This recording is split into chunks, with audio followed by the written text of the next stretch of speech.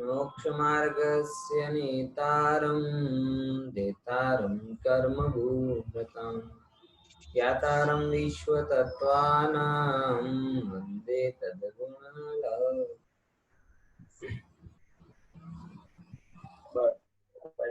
कल हमने चर्चा चालू की थी मनः पर्याय ज्ञान के विषय में, है ना। और मनः पर्याय ज्ञान के विषय में ये समझने की कोशिश की थी कि मनः पर्याय ज्ञान भूत, भविष्यत और वर्तमान के, उसके लिए तीन सुंदर शब्द दिए, चिंतित, अचिंतित और अर्धचिंतित, तीनों प्रकार के पदार्थों को जान सकता है। पॉइंट समझ में आया। और साथ ही साथ ये भी समझने की कोशिश की थी कि मनः पर्याय ज्ञान के दो भेद जो पढ़ते हैं उनमें अंतर किस पॉइंट ऑफ व्यू से है। तो एक अंतर विशुद्धि के पॉइंट ऑफ व्यू से है और एक अंतर अप्रतिपाती के पॉइंट ऑफ व्यू से है। अप्रतिपाती के पॉइंट ऑफ व्यू से समझ गए ना कि विशुद्धि जो क्या कहते हैं, ऋजुमति मना पर्याय ज्ञान होता है वो अल्प विशुद्धि वालों को होता है और विपुल मति मना पर्याय ज्ञान अधिक विशुद्धि वालों को होता है। अप्रतिपाती का बड़ा सुंदर अच्छा अर्थ किया था कि ऋजुमति मना पर्याय ज्ञान वाले मुनिराज का ज्ञान पतित भी हो सकता है, मतलब मनुष्य क्या कहते हैं मुनि पर्याय में मना पर्याय ज्ञान होता है और कभी कदाचित ऐसा संयोग बने कि उनकी मुनि पर्याय छूट जाए तो मना पर्याय ज्ञान भी छूट जाए, यानी वो तद्भव मोक्षगामी नहीं होते। लेकिन विपुलमति मना पर्याय ज्ञान के धनी मुनिराज तद्भव मोक्षगामी होते ही हैं। भविष्य के बारे में एक प्रश्न आया कि भाई ये जो भूत के कोई विषय के बारे में आपने जाना तो आपके मन में रह सकता है, बराबर। और वर्तमान में जो आप पदार्थ को जानते हो वो भी आपके मन में आ सकता है, लेकिन भविष्य में जो पदार्थ हुआ ही ना हो उसके बारे में, यानी अचिंतित पदार्थों के बारे में चिंता कैसे हो सकती है। मतलब जिसको कभी देखा जाना ना हो तो उसके बारे में कैसे चिंता हो सकती है, एक ऐसा प्रश्न आया था, बराबर। प्रश्न स्वाभाविक है। देखो चिंतन दो प्रकार का होता है, एक वस्तु परक चिंतन और एक कल्पना परक चिंतन। आप देखोगे ना कि एक उपन्यास भी होता है ना, उपन्यास, बहुत सारे उपन्यास जिसे बोलते हैं फिक्शन, फिक्शन में बोलते हैं, शायद मैं शायद नाम बराबर बोल रहा हूँ नहीं बोल रहा, कि जो भविष्य के ऊपर बनाए जाते हैं, जैसे स्टार वार मूवी हो गई साहब। ये मूवी कौन सी मूवी है कि भविष्य की कल्पनाओं के आधार पर, मतलब हम वर्तमान में भविष्य के पदार्थों को नहीं विचारते, लेकिन हम वर्तमान में कुछ प्लस माइनस करके भविष्य में ऐसा पदार्थ हो सकता है, ऐसा अभी वर्तमान में विचार कर सकते हैं। जैसे बहुत सारे लोग बताते हैं ना कि 2050 में कुदरत कैसी होगी, बराबर, 2015 में मोबाइल कैसे होंगे, 2025 में कैसी गाड़ियां चलेंगी, 2050 में कैसे हथियार बनेंगे। ये अभी बने नहीं है, लेकिन ये लोगों के दिमाग में है और वो इसके लिए उपाय करते हैं। तो जो अचिंतित पदार्थ हैं, यानी भविष्य के गर्त में हैं, उन पदार्थों के बारे में भी कल्पना की जा सकती है और उन कल्पना को मना पर्याय ज्ञान जान सकता है। पॉइंट समझ में आया? दिनेश भाई, ख्याल में है ना आपका प्रश्न था कि जो जो वस्तु, हाथ ऊपर करके बताइए सबको कि भाई समझ में आएगी वो प्रश्न आ गया ना। Okay done. हाँ, कि अचिंतित पदार्थ का एक प्रश्न आया था इनका कि जो हुआ ही नहीं उसको कैसे, उसके बारे में कैसे विचार कर सकते हैं। ध्यान रखना, मनुष्य का मन है ना, ये मन बड़ा खतरनाक चीज है। जितने भी बड़े आविष्कार हुए ना, वो सारे आविष्कार क्या हो सकता है इस बेस पर हुए। जैसे जब एरोप्लेन उड़ा नहीं था तो भी बिल्बर राइट ब्रदर्स ने मान लिया था कि उड़ेगा तो कैसा होगा। टेलीफोन बना नहीं था तो ग्राहम बेल के दिमाग में था कि हम एक कोई ऐसी चीज बनाएंगे कि जो दूर बैठे हुए व्यक्तियों के बीच में भी कम्युनिकेट कर सकती है। ऐसे हजारों गाड़ियां बनी नहीं थी तो फोर्ड ने सोच ली थी। तो जो भी आविष्कार, मनुष्य की कल्पना या मनुष्य का विचार जो है ना, वो पदार्थों पर डिपेंड नहीं है, क्योंकि अगर मात्र पदार्थों पर डिपेंड होता तो मानव सभ्यता का इतना विकास नहीं हो पाता। अब बताओ, कोरोना की दवा आएगी तब कोरोना के बारे में विचार होगा, कि दवा नहीं आई तब उसके बारे में विचार हो रहा है? दवा नहीं आई है तो दवा के बारे में विचार हो रहा है। ये कल्पना मनुष्य का दिमाग भविष्य में इस कारण से कोरोना का अभाव किया जा सकता है, ये वर्तमान में सोच रहा है। तो वो भविष्य में कैसे करेगा, ये चिंतन वर्तमान में चल रहा है। तो कोई मना परिय ज्ञानी उसके भविष्य में क्या सोचेगा, वह 5 दिन बाद क्या सोचेगा, 15 दिन बाद क्या सोचेगा, ये अभी विचार कर सकते हैं।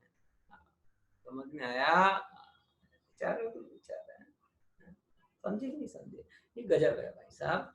एक्चुअल में वास्तव में हमें तो ज्ञान की ताकत का अंदाजा ही नहीं। सबसे बड़ी बात तो ये, अगर हमें हमारे ज्ञान की ताकत का अंदाजा होता तो हमें विनायक की महिमा आए बिना रहती नहीं। ये एक बहुत गहरी बात बोल रहा हूं। हमें हमारे ज्ञान की ताकत का अंदाजा नहीं, अनंत अनंत पदार्थों को बिना किसी सामर्थ्य के जानने की ताकत, ये बिना किसी साधन के प्रत्यक्ष जानने की ताकत इस भगवान आत्मा में है, अगर हम अपनी आत्मा की क्षमताओं का पूरा उपयोग करें तो। देखो, आप सब लोग थोड़े वृद्ध जैसे हो, लेकिन अगर युवा होते तो मैं उनको एक पिक्चर रिकमेंड करता। हॉलीवुड की एक पिक्चर है, लूसी पिक्चर है, शायद किन्हीं लोगों को पता होगी, जिनको नहीं पता देखने की नहीं कह रहा, लेकिन मैंने पूरी पिक्चर मात्र इस पॉइंट ऑफ व्यू से देखी थी। मेरे मित्र ने उसे सजेस्ट किया था कि एक वो जो उसकी एक्ट्रेस है ना, उसके अंदर में एक दवाई चली जाती है, और दवाई जानने के कारण उसका ब्रेन डेवलप होते होते 100% वो अपने ब्रेन को यूज करती है। ऐसा वो पूरी पिक्चर इसी पॉइंट ऑफ व्यू पर है। तो मैंने वो देखा केवल इसके लिए कि सर्वज्ञता का कैसा एक क्या कहते हैं डेमो। तो उसको देखकर बड़ा आश्चर्य हुआ कि जो अपनी क्षमता, ब्रेन की क्षमता हुआ, आत्मा की क्षमताओं को तो नहीं कह रहा, लेकिन जो अपनी ब्रेन की क्षमताओं का भी टोटल यूज करता है, तो लास्ट में वो पूरी मानव सभ्यता को एक पेन ड्राइव में देके चली जाती है। समझे? ये ज्ञान की महिमा है। ये किसकी महिमा है? ज्ञान की महिमा है।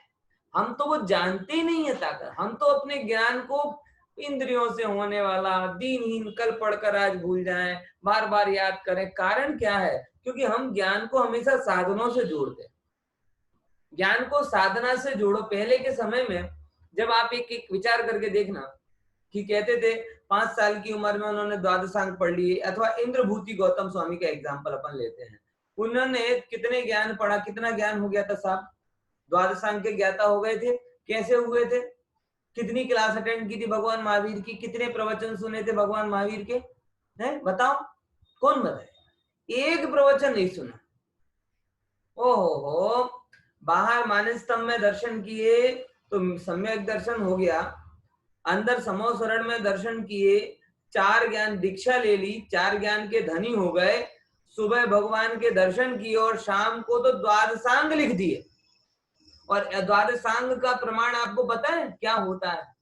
द्वादशांग मतलब एक एक अंग में हजारों लाखों करोड़ों करोड़ों शब्द पद हैं, और एक एक पद में करोड़ों करोड़ों करोड़ों अक्षर हैं। और ऐसे द्वादशांग को लिखने में इंद्रभूति स्वामी को कितना टाइम लगा है? ऐसे द्वादशांग को जानने में इंद्रभूति स्वामी को अंतर्मूर्त नहीं लगा और श्रुत केवली हो गए। और श्रुत केवली होने के बाद शाम तक तो उन्होंने द्वादशांग का विभाजन कर दिया, क्लासिफिकेशन कर दिया। कैसे हुआ ये मुझे इतना बताओ। आप पढ़ने भी जाओगे ना, अगर आज से बैठकर केवल एक ही काम करो कि मैं जिनवाणी को मात्र ऐसे लाइन टू लाइन पढ़ूंगा, क्या करूंगा? पढ़ूंगा, तो भी शायद आपकी उम्र निकल जाए तो भी आप प्राप्त साहित्य पढ़ ना पाओ। क्या कह रहा हूं, समझ रहे हो?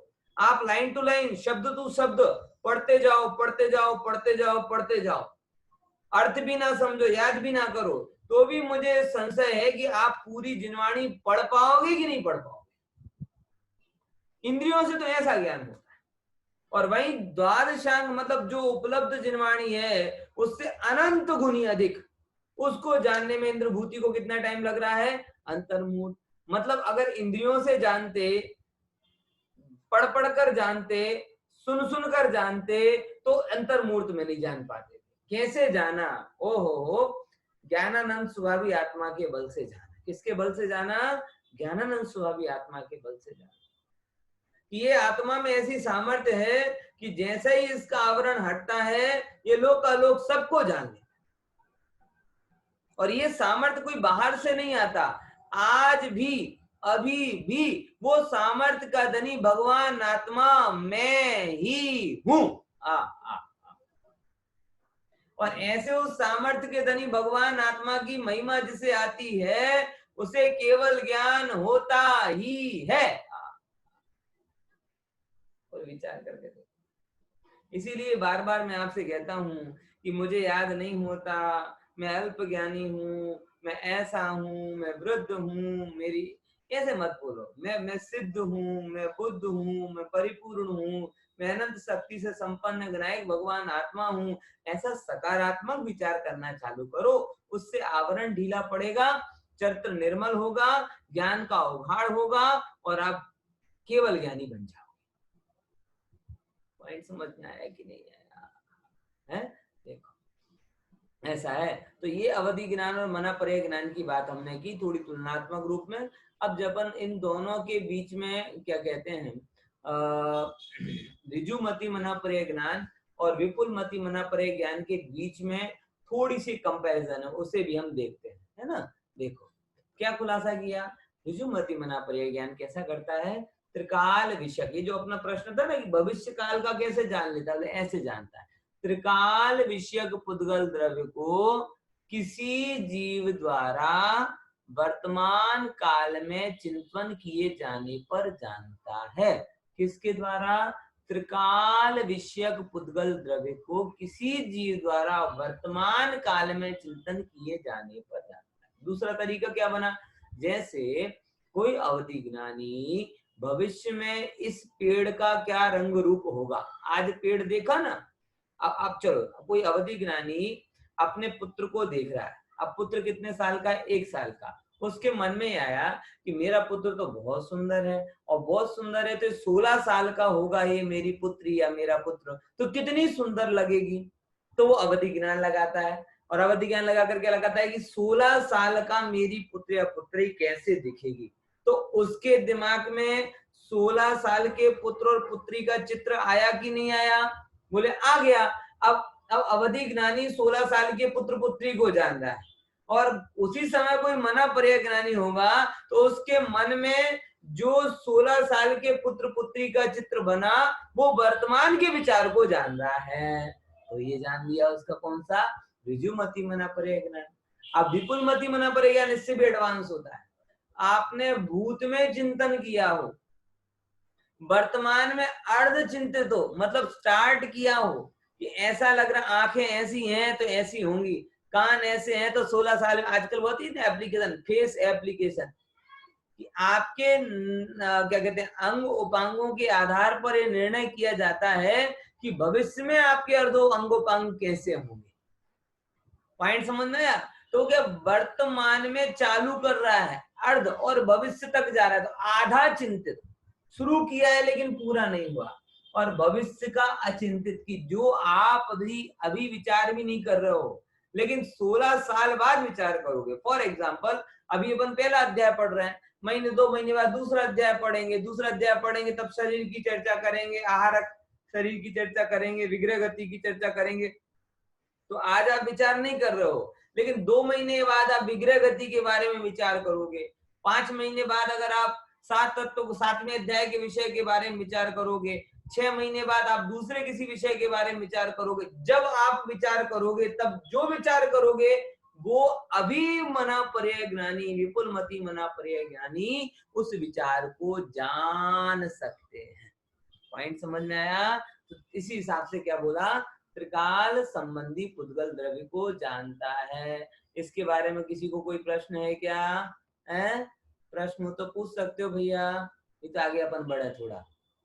है किसी को कोई प्रश्न? हाँ, कि त्रिकाल का ज्ञान कैसे होता है पता चल गया ना? चलो अच्छा बात। हाँ, अब अपन इसके आगे चलते हैं कि आगे और क्या अंतर है। देखो,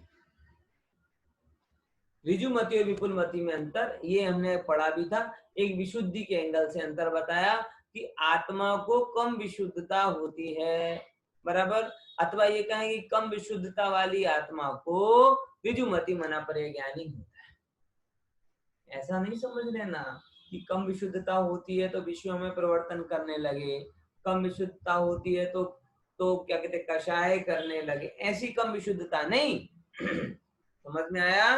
क्योंकि ये जो मना पर्य ज्ञान हो, चाहे ऋजुमति हो चाहे मना पर्य हो विपुलमति हो, दोनों ही प्रकार का मना पर्य ज्ञान भावलिंगी मुनिराजों को ही होता है। तो कम विशुद्धता सापेक्ष है, निरपेक्ष नहीं। मतलब विपुलमति के एंगल से कम विशुद्धता होती है। जैसे एक माँ के दो बेटे हो ना, एक के 95% आए, दूसरे के 90% आए, तो 90% वाले के कम है ना, लेकिन कम है इसका मतलब फेल हो गया है, 50% आए, 60% आए, ऐसा नहीं है। 95 के पॉइंट ऑफ व्यू से कम है, अन्य रखड़ते बच्चों के हिसाब से तो बहुत ज्यादा है, दोगुने हैं। पॉइंट समझ में आया ना? देखो ऐसे। अब ऋजुमति विपुलमति में अंतर, ऋजुमति के प्रतिपाती होता है, मतलब संयम परिणामों में गिरावट हो सकती है। कहने का तात्पर्य क्या रहा कि ऋजुमति मना परिज्ञानी का संयम छूट सकता है, और संयम छूट जाएगा तो मना परिज्ञान भी छूट ही जाएगा। क्यों? क्योंकि नियम है कि मना परिज्ञानी तीन कसाय चौकड़ी के अभाव वाले मुनिराजों को ही प्रकट होता है, इसीलिए ऋजुमति ज्ञान में वो गिरावट हो सकती है। विपुलमति ज्ञान में क्या होता है? संयम परिणामों में गिरावट नहीं होती, मतलब अप्रतिपाती होते हैं। ऋजुमति उसी भव में मोक्ष जाए ऐसा नियम नहीं है, विपुलमति वाला नियम से उस भव में मोक्ष जाता ही जाता है। अब देखो, एक एक लिमिटेशन बताई, क्षेत्र की मर्यादा क्या होती है, काल की मर्यादा क्या होती है, वगैरह वगैरह। देखो अब बताते हैं। हमने आपको अवधि ज्ञान में और मना पर्य ज्ञान में दो बातें कॉमन बोली थी और एक बात अलग से बोली थी। दो बातें कॉमन कौन सी थी? द्रव्य क्षेत्र काल भाव की मर्यादा, ये दोनों में लागू होती। फिर रूपी पदार्थों का ज्ञान, ये भी दोनों में लागू होता है। अंतर क्या हुआ कि दूसरों के मन में स्थित रूपी पदार्थों को मना पर्य ज्ञान जानता है, और मात्र रूपी पदार्थों को क्या कहते हैं, बाहर में होने वाले रूपी पदार्थों को अवधि ज्ञान जानता है। ठीक है ना? अब ऋजुमति की मर्यादा कैसी है? देखो, ऋजुमति मना पर्य ज्ञान की मैक्सिमम मर्यादा पृथुकत्व कोश, मतलब 2 से 3 कोश होती है, जघन्य मर्यादा, बराबर। जघन्य मर्यादा कितनी होती है? 2 से 3 कोश। अब एक कोश बराबर क्या होता है? एक कोश बराबर सामान्य तरीके से जिसे बोले 4 मील का हाँ देखो 6 किलोमीटर बराबर एक कोस होता है। 4 मील का एक कोस कहा जाता है और 1.5 किलोमीटर का 1 माइल होता है। तो कुल मिला के एक कोस बराबर अब आज की भाषा में 6 किलोमीटर हो सकता है, सरल एकदम मोटा मोटी, हाँ, वो आपको समझाने के लिए। तो पृथकत्व कोश, शास्त्र में जो पृथकत्व शब्द होता है ना, वो पृथकत्व शब्द 2 से 3 मतलब इसको बताने के लिए बताया गया कि 2 भी हो सकता है और 3 भी हो सकता है। ठीक है ना? देखो दूसरे नंबर, विपुलमति की जगह मतलब 6 किलोमीटर 12 किलोमीटर से लेके 18 किलोमीटर तक इसकी मिनिमम मर्यादा होती। मिनिमम मर्यादा होती मतलब क्या है? जैसे आजकल वो आरोग्य सेतु एप्लीकेशन कहता है ना कि आपके 2 किलोमीटर के अंदर कितने कितने वो कोविड केयर वाले हैं, कोविड इफेक्टेड लोग हैं, फिर 5 किलोमीटर में कितने हैं, फिर 1 किलोमीटर में कितना है। तो ऐसे ऋजुमति मना पड़ेगी आने की। जो जगन्य वाला भी होगा वो 12 से 18 किलोमीटर तक के दायरे में जितने जीव मन सैनी जीव हैं उनके मन में जो जो भी विचार चल रहा है रूपी पदार्थ का, मतलब अगर जितने भी लोग अभी ये सोच रहे होंगे कि शाम को मैंने क्या खाया, जितने भी लोग अपनी दुकान का विचार कर रहे होंगे, जितने भी लोग अपने घर का विचार कर रहे हो, अगर मना परे ज्ञानी जीव चाहे तो वो सब जान सकता है। लेकिन जैसा मैंने आपको बताया कि मना परे ज्ञानी ऐसे तुच्छ नहीं होते। ये क्षुद्र काम करने वालों को मना परे ज्ञान नहीं होता, और हम जैसे क्षुद्र जीवों को मना परे ज्ञान नहीं है, ये बहुत अच्छी बात। क्योंकि अगर हमें मिल जाए तो हम दूसरों के मन में झांकने की कोशिश करेंगे, अपने मन को कभी नहीं देखेंगे कि कितना गंदा, कितना सड़ा गला पदार्थ अपने अंदर में पड़ा हुआ है। कभी विचार किया? दूसरे के मन को तो बहुत नापने की कोशिश करते हो, कभी अपने मन की तह लेने की कोशिश की? समझ में आया? इसीलिए जिनके अंदर में क्षुद्रता है उन्हें मना परे ज्ञानी है ही नहीं, और जिनको जिनको मना परे ज्ञान हो गया है उनको ये सब जानने की पड़ी नहीं है। कभी कभार शास्त्रों में मांड एक दो एग्जाम्पल आते हैं कि जिस एक दो एग्जाम्पल में किसी ने मना परे ज्ञान का प्रयोग किया हो। कोई मुझे बताएगा एक एग्जाम्पल, बड़ा प्रसिद्ध एग्जाम्पल है जब मना परे ज्ञान का प्रयोग किया? कौन बताएगा? बहुत प्रसिद्ध एग्जाम्पल है, मना परे ज्ञान के प्रयोग का एग्जाम्पल बताओ। मैं बोलूंगा तो आप सब लोग बोले हाँ हाँ बराबर बराबर, हाथ उठाओ।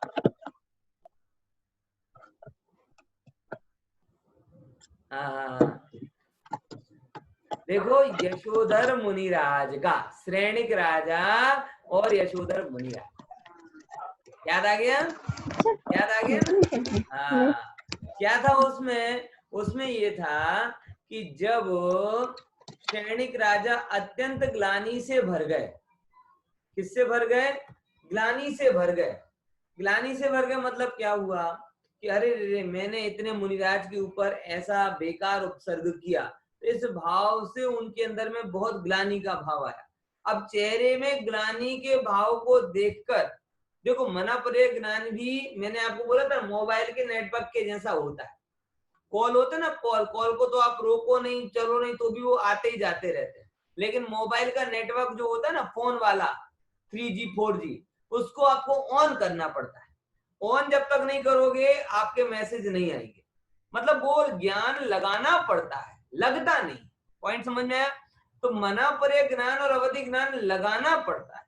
तो जैसे ही वो यशोधर मुनिराज ने क्षणिक राजा के चेहरे पर अत्यंत ग्लानि के भाव देखे, तो ग्लानि के भाव देखने पर उनको लगा कि इनके मन में कुछ गड़बड़ सड़बड़ बात आ रही है।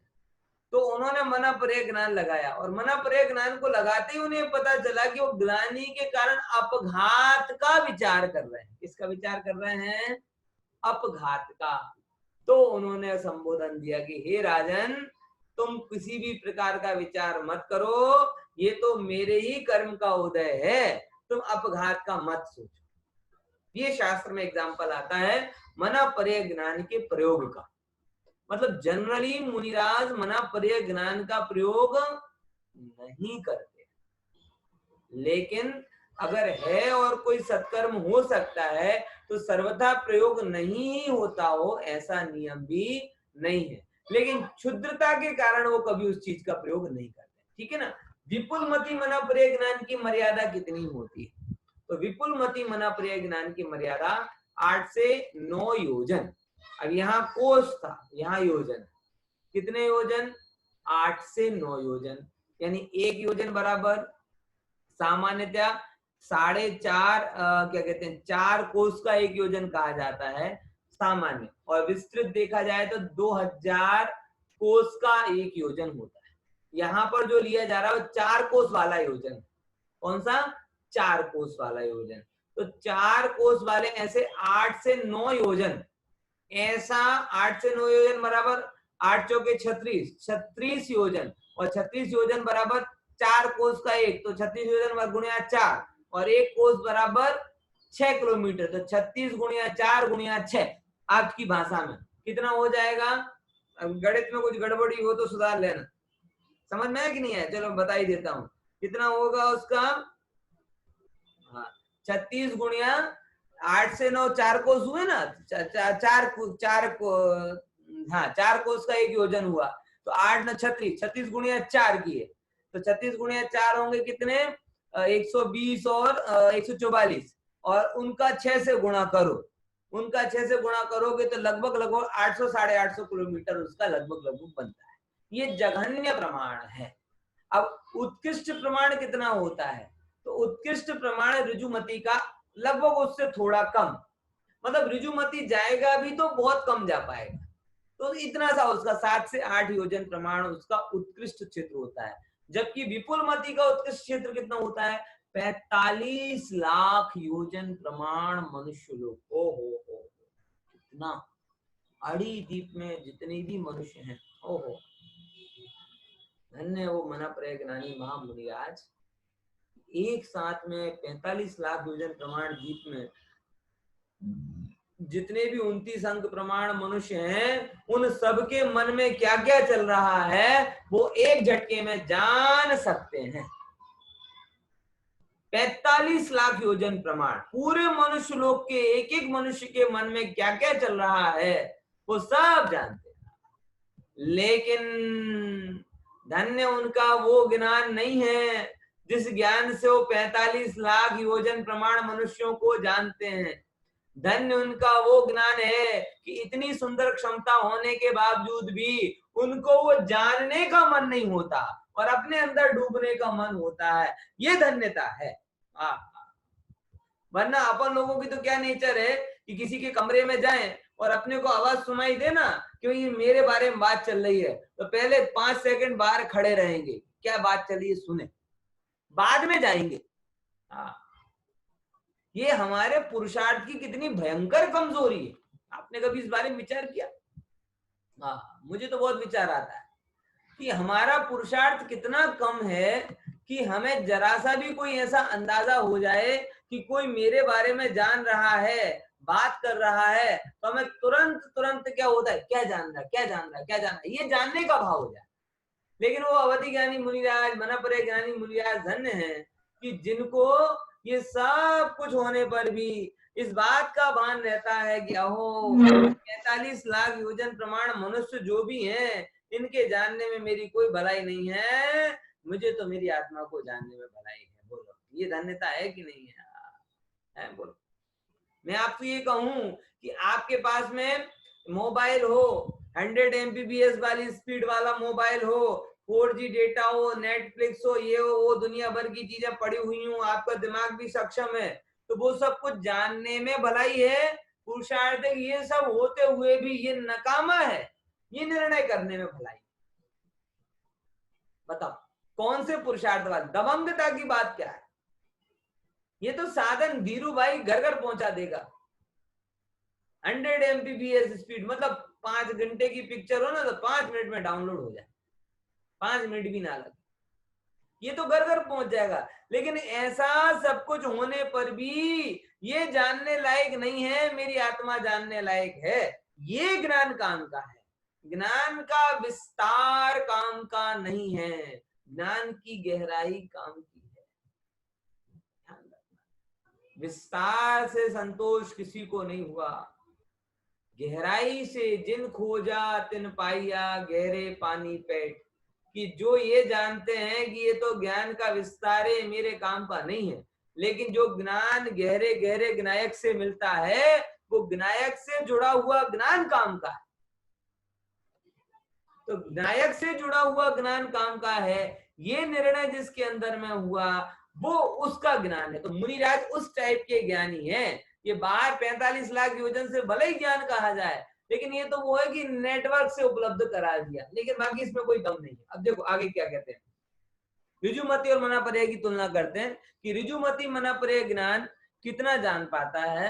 तो बोले ऋजुमती मनापर्य ज्ञान पूर्व के 2-3 भाव और भविष्य के 2-3 भाव जान पाता है, और विपुलमती मनापर्य ज्ञान जघन्य कितना जानता है कि पूर्व के 8-9 भाव बराबर ये इतना, और भविष्य के 8-9 भाव, यानी तुम क्या थे ये भी जान सकते हो और तुम क्या होगे ये भी जान सकते हो। डॉक्टर साहब ने जब सर्वज्ञता की सिद्धि की कि अक्रमबद्ध पर्याय की सिद्धि की, तब वो बार बार ये बात कहते हैं कि अरे भविष्य के भाव नक्की हैं तभी तो जानने में आए ना।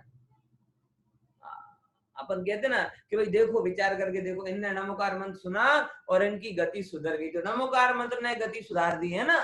अरे नहीं भाई साहब, आभा मंडल की धुति जगमगात, भवि देखत निज भव साथ साथ।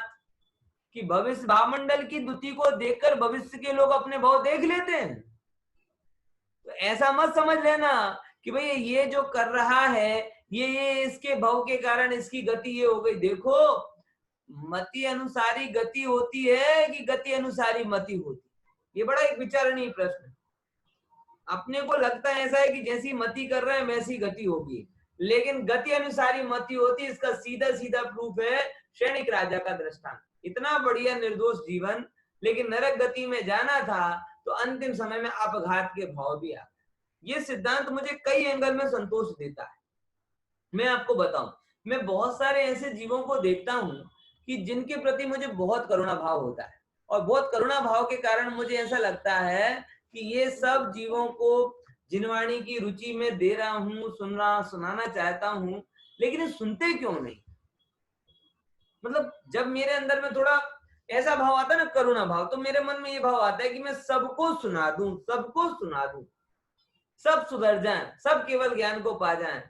ओ हो। लेकिन तभी ख्याल में आता भैया, सबको सुधारने का भाव तो भगवान को भी रहा, लेकिन भगवान का भी वो भाव पूरा नहीं होता, तो मेरे तुम्हारे भाव की क्या कीमत है। हकीकत तो यह है कि जिसकी गति सुधरनी होती है उसे तत्व सुहाने लगता है, और जिसे तत्व सुहाने लगे तो समझ लो कि उसकी गति सुधर गई। और जिसको पहले अच्छा लगता था बाद में अरुचि होने लगे तो समझ लो कि उसकी आगामी गति के संस्कार उस पर हावी हो गए। क्योंकि गति बदलती नहीं है, गति तो निर्धारित रहती है। मना पर ज्ञानी 8-9 भाव जान रहे हैं उत्कृष्ट से, केवल ज्ञानी अनंत भाव जान रहे हैं, तो ढच्चू पच्चू थोड़ी जान रहे हैं, निश्चित जान रहे हैं। लेकिन वो निश्चित हमारे दिमाग में नक्की नहीं होता है, इसीलिए मैं करता हूं ये भाव अंदर में चलता रहता है। पॉइंट समझ में आया? तो भैया जिनवाणी तो निर्भर होने का नाम है। इसका नाम है निर्भर होने का नाम है। देखो गजब है कि नहीं है। आज आपको ऐसा लगे कि पंडित जी तो इतने अच्छी बातें कर रहे हैं, ये तो जल्दी मोक्ष को चले जाएंगे, ये थोड़ी नरकादी गतियों में जाएंगे, लेकिन अगर मेरी भी नरकादी गतियों में जाने की होगी ना तो मेरी बुद्धि भ्रष्ट हो जाएगी, मुझे जिनवाणी अच्छी नहीं लगेगी। अरे रहने दो ना, विषय भोग में क्या मजा है, इसमें क्या है, पैसे कमाओ उसमें सार है, बीवी बच्चों का ध्यान रखो उसमें सार है। ये सब क्या बता रहे हैं? ये सब ये बताता है कि उल्टे संस्कार, गति अनुसारी संस्कार हो रहे हैं जो आपकी मति को प्रभावित कर रहे हैं। समझ में आया? इसलिए भाई साहब परिणामों को हर समय परखते जाना, और कभी भी कोई शिथिलता का प्रसंग बने तो बुद्धिपूर्वक इस बात की खातरी कर लेना क्या हो, ये मेरी भवितव्यता या भव्यता के कारण हो रहा है कि अभव्यता के कारण हो रहा है। हाथ आया, व्यंजन भी अच्छा नहीं लग रहा, तो ये कौन है, कौन सी शक्ति है जो मुझे प्रेरित कर रही? समझ में आया? देखो उत्कृष्ट काल भी बताया। उत्कृष्ट काल क्या कहते हैं, ऋजुमती का क्या कहते हैं 7-8 भाव होता है, जबकि पल्ले कितने बताए? असंख्या, इनफाइनाइट पल्ले बताए। मतलब बहुत सारे पल्लों तक का ज्ञान विपुल मति मना परे ज्ञान में हो सकता है, ये बात यहाँ पर बताई। ठीक है ना? अतीत अनागत 2 भाव मतलब वर्तमान को मिलाकर 2-3 भाव, इस प्रकार सभी भेदों में समझना। ठीक है, देखो ये 2-3 भाव का खुलासा क्या लिया, एक अतीत का, एक अनागत मतलब भविष्य का, और एक वर्तमान का, ऐसे करके 3। तो 8-9 भाव का क्या खुलासा होगा? 4 पुराने, 4 बाद के और एक बीच का। ऐसे 7-8 भाव में भी 3-3-7 करके ऐसे करके लगा लेना उसको। ठीक है, ये इसके भेदों का विभाजन है। आगे की स्लाइड देखते हैं। अब विपुल मति मना परे ज्ञान का उत्कृष्ट क्षेत्र वो कितना होता है, देखो बताया है, बहुत अच्छी स्लाइड बताई है कि 45 लाख योजन। 45 लाख योजन मतलब 45 लाख योजन का जो डायामीटर है मनुष्य, ये देखो मनुष्य लोक है ना, मनुष्य लोक, वो मनुष्य लोक है, वो मनुष्य लोक ऐसे चूड़ी के आकार का है। तो गोल कोई वस्तु होती है ना, तो गोल कोई वस्तु में हमेशा डायामीटर नापा जाता है, व्यास नापा जाता है, बराबर। तो व्यास में कितना लिया? बोले 45 लाख योजन का ऐसा, और 45 लाख योजन का सीधा है ना, और नीचे क्या लिया 1,40,000 योजन बराबर। तो ऐसे करके इसकी नीचे की तरफ गहराई ली, मतलब नीचे कहां तक जाने का, तो इतना जाने का। तो 45 लाख योजन प्रमाण ऐसा है और सीधा जो डायमीटर है वो इस प्रकार से लिया, दोनों तरफ 45 लाख। लेकिन नीचे का प्रमाण कितना बताया, बोले नीचे का 45 लाख योजन नहीं है, नीचे का प्रमाण 1,40,000 योजन। कहने का मतलब ये है कि कुछ अगर भवन क्या कहते हैं वृद्धिधारी मनुष्य क्या कहते हैं विद्याधर मनुष्य नीचे चित्रा पृथ्वी के 1,40,000 योजन नीचे तक जाएंगे तो भी वह उनको जान सकता है। क्लियर हुआ। अब एक बड़ा इंपॉर्टेंट सूत्र आता है, इसको अपन पढ़ लेते हैं।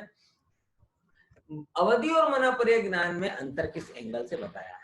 देखो, विशुद्धि क्षेत्र स्वामी, बोलो विशुद्धि क्षेत्र स्वामी विषयेभ्यो अवधि मनःपर्ययो, विशुद्धि क्षेत्र स्वामी विषयेभ्यो अवधि मनःपर्ययो। किस किस के एंगल से बताया, विशुद्धि के एंगल से, क्षेत्र के एंगल से, स्वामी के एंगल से और विषय के एंगल से। अवधि और मनःपर्य ज्ञान में अंतर होता है। कौन कौन से चार एंगल, विशुद्धि, क्षेत्र, स्वामी और विषय। इन चार पॉइंट ऑफ व्यू से अवधि और मनःपर्य ज्ञान में अंतर होता है। कौन कौन से चार पॉइंट ऑफ व्यू, विशुद्धि, क्षेत्र, स्वामी और विषय। इसका खुलासा करते हैं। देखो, विशुद्धि का एंगल कौन सा लिया, अवधि ज्ञान में कम विशुद्धि होती है और मनःपर्य ज्ञान में अधिक विशुद्धि होती है। स्वाभाविक सी बात है।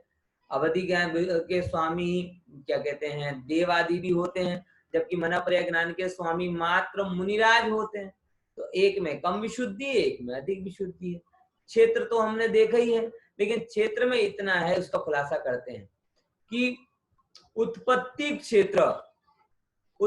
क्षेत्र। अब यहाँ गजब है कि अवधि ज्ञान की विशुद्धि कम है और मनःपर्य ज्ञान की विशुद्धि अधिक है, लेकिन अवधि ज्ञान का क्षेत्र अधिक है और मनःपर्य ज्ञान का क्षेत्र कम है। ये समझना क्यों, क्योंकि कारण ये है कि मुख्यतः मनुष्य की मुख्यता से मनःपर्य ज्ञान का प्रयोग किया है। तो मनुष्य लोक में ही रहते हैं, तो वहां तक अवधि ज्ञान मनःपर्य ज्ञान लगेगा, उसके बाहर मनःपर्य ज्ञान की आवश्यकता होती नहीं, इसलिए वहां क्षेत्र कम है। लेकिन अवधि ज्ञान तो सब में चालू होता है। तो उसका उत्पत्ति क्षेत्र कहाँ लिया, बोले त्रस नाड़ी। कहाँ उत्पन्न होता है, बोले त्रस नाड़ी के जीवों को ही उत्पन्न होता है। क्यों, क्योंकि त्रस नाड़ी में ही संघनी रहते हैं, त्रस नाड़ी के बाहर असंघनी रहते हैं, तो असंघनियों को तो होगा नहीं।